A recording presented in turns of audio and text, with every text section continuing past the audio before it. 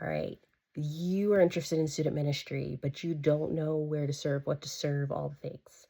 This is my quick note 101 on how to know where to serve, how to know if this is what you want to do, all the things.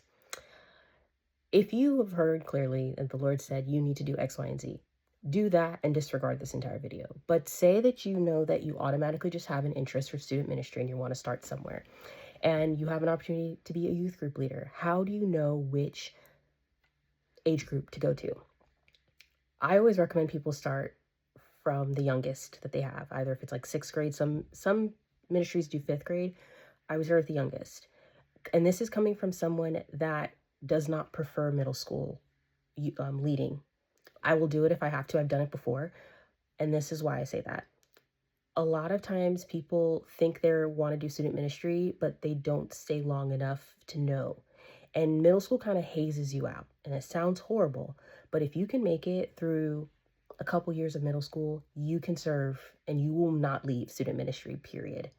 A lot of the time, if you start in high school or eighth and 10th grade and you're not really that motivated, you tend to drop out a year in, just to be honest.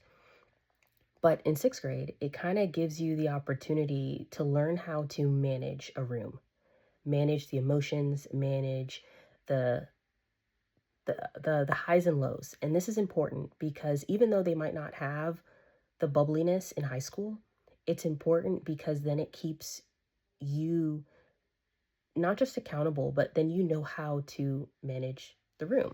You know how to, they call it classroom management and stuff, and where I'm at. But it's important. And the younger they are, and the more you know how to manage high emotions, it's easier the older they get.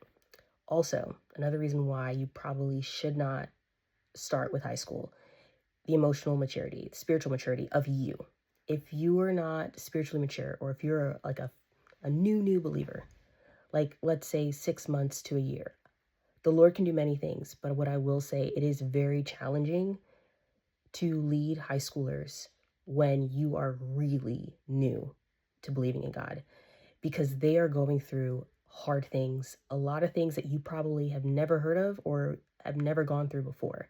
And you need to have the spiritual maturity to lead them. And I have seen tons of young leaders when I was um, in college starting off who would want to be a high school leader.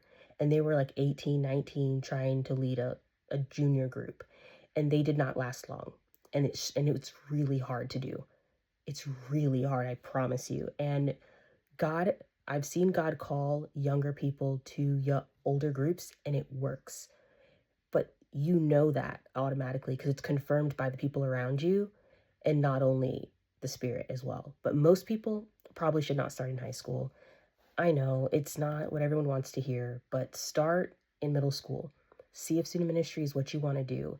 And yes, you might not be able to handle the emotional highs and lows of middle school, and you might prefer high school. But I promise you, it'll better equip you to leading a high school group if you start in middle school.